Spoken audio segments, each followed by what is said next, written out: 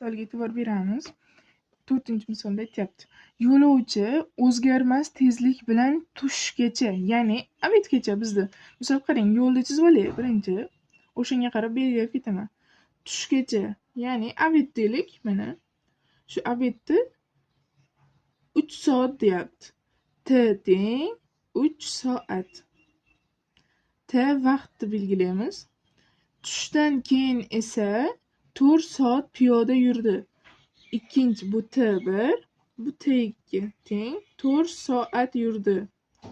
Jami yurgan masofasi, butunlay yurgan masofasi 21 kilometr bo'lsa, S teng 21 kilometr bo'lsa, tushdan keyin esa necha kilometr yurgan? Ya'ni tushdan keyin bu tomon, mana yarmidan keyingi, obeddan keyingi masofani so'rayapti, mana shu tomonni. Bizdan nima qilamiz? Bizda o'zi fizikada ham, matematikada ham bitta formula bor. S teng VT degan. Bizda qarang.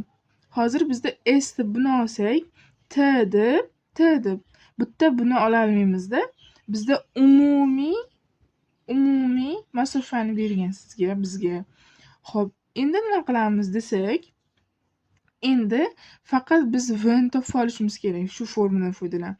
Lekin T ga biz T1 plus T2 ni olishimiz kerak. Chunki umumiy yo'l degan.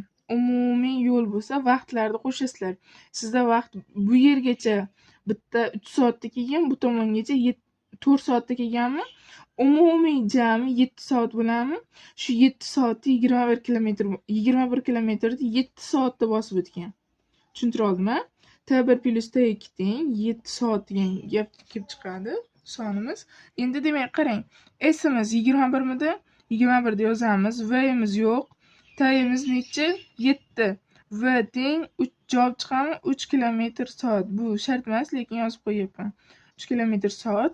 Endi qarang, sizdan tushdan keyin yurgan masofasi so'rayapti. T teng 4 soatdagi yurgan masofasi. Buni oddiy topib qo'yasiz. Sizda V bor, T bor. O'zi formulamiz, bu formulani yodda saqlab qo'yasizlar. S teng VT, bizda V'imiz 3 ga teng, T'imiz 4 ga teng. Bu 12 kilometr degan javob kelib chiqadi. Tushuntira oldimmi?